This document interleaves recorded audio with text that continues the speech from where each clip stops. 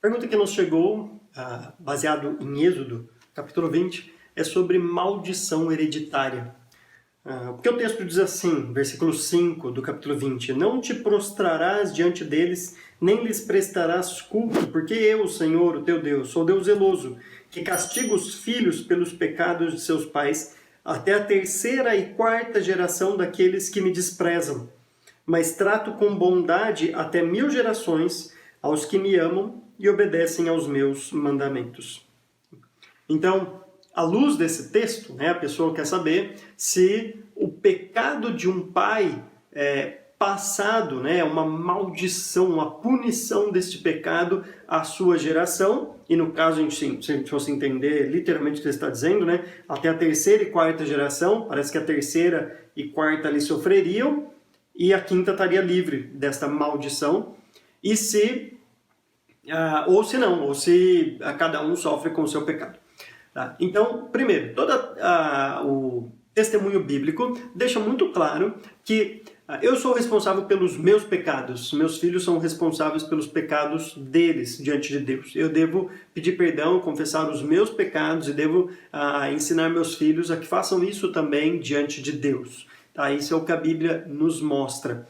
A Bíblia fala, como talvez você que fez essa pergunta já tenha testemunhado, como eu já testemunhei, de que pessoas extremamente ímpias, mas cujos filhos se convertem, e eu tenho gente na família assim, que os filhos se convertem e vivem uma vida totalmente diferente daquela que viveu seu pai.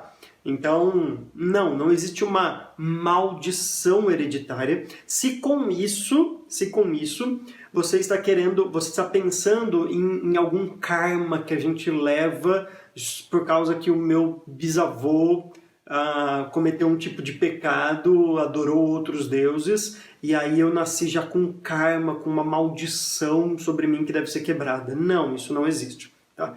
Por outro lado, a gente tem que lembrar que o contexto de Deuteronômio, de Êxodo, mas que é o contexto de todo o Antigo Testamento, são de pais que educam os seus filhos, inclusive que são os responsáveis por fazer com que os filhos conheçam a Deus. Então, o que se pressupõe aqui no livro, não só no livro de Êxodo, mas no Antigo Testamento, é que as práticas do pai vai ser passado para o filho, as crenças do pai vão ser passadas para o filho, porque os pais eram responsáveis pela educação dos seus filhos, a educação de um modo geral, mas especialmente a educação sobre Deus, sobre esta moralidade judaica, no caso hoje, judaico-cristã. Então, o que parece que o texto está dizendo é que se eu for uma pessoa que adorar ídolos e meus filhos em casa vendo isso e aprendendo sobre isso e continuarem nessa prática, claro, eles serão punidos por isso também. Pelo exemplo que eu dei, pelo meu pecado, ao aprenderem isso também. Então, em segunda instância, em primeira instância, claro, eles são punidos pelas escolhas deles, quando eles tiverem idade para fazer a escolha. Mas essas escolhas que eles fizeram foram influenciadas pelo meu ensino, pelo meu exemplo, de modo que Deus está também castigando-os por causa do meu pecado.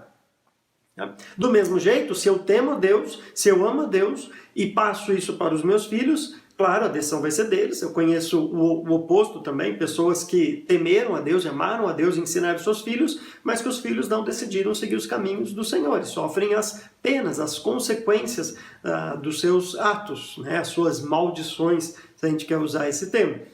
Então isso não é garantia, mas é claro que se eu passo esse amor a Deus, esse temor para os meus filhos, eles vão então usufruir de tudo isso. Então, em primeira instância, por causa da decisão deles, mas, claro, por causa da influência que eu tive sobre ele. Agora, talvez a gente possa pensar aqui em consequência de pecado. Então, quando eu peco, muita gente imagina que é o meu pecado contra Deus e não tem nada a ver com as outras pessoas, o que é uma mentira. A grande maioria dos pecados, ele é cometido de um âmbito coletivo, que afeta outras pessoas, direto ou indiretamente. Então, deixa eu dar um exemplo. Um caso de adultério, por exemplo, afeta os filhos, afeta familiares, afeta testemunhos, se for de cristão, enfim, afeta um monte de pessoas. Então, o que pode acontecer, claro, são os filhos sofrerem consequências dos pecados dos pais. Por exemplo, os pais que ficam extremamente endividados quando morrem, essa dívida, essa herança passa para os filhos automaticamente. Os filhos têm que pagar tudo aquilo, as dívidas do pai. Então isso sim é uma maldição hereditária, porque os filhos herdaram isso. Tá? Agora, isso é consequência de pecado e não é o pecado em si. O pecado em si é a pessoa com Deus que deve ser tratado. A consequência do passado, aí, do pecado, aí sim isso pode acarretar, né, respingar nas gerações. O texto é interessante porque mostra, na verdade está mostrando aqui como Deus é benevolente, gracioso e misericordioso. Porque é interessante que na punição ele fala da terceira e quarta geração. Mas ao tratar com bondade, ele fala de 1000 gerações aos que me amam e obedecem aos meus mandamentos. Claro que se a gente for entender isso literalmente, 1000 gerações não teria acontecido ainda até a época que isso foi escrito. Não se passaram 1000 gerações tratando aí, embora isso é variável ao longo da história, mas imagine que uma geração aí dure 30 anos. Né? Então, 1000 gerações, ou a gente estaria próximo disso, ou teria sido... Então, alguém que está vivendo mais ou menos na nossa época ainda estaria sofrendo, né, ou se beneficiando das bênçãos da escolha de uma pessoa lá há 3.000 anos.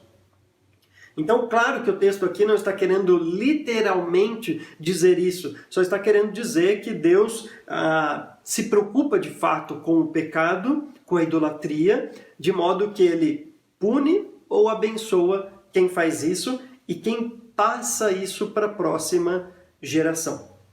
Então eu espero ter elucidado um pouco esta questão, que eu sei que muita gente, né, principalmente no contexto brasileiro, ainda tem essas dúvidas, né, se aquilo que eu passo é uma herança que eu recebi e por isso que eu estou com esse karma ou não. E a minha resposta é não.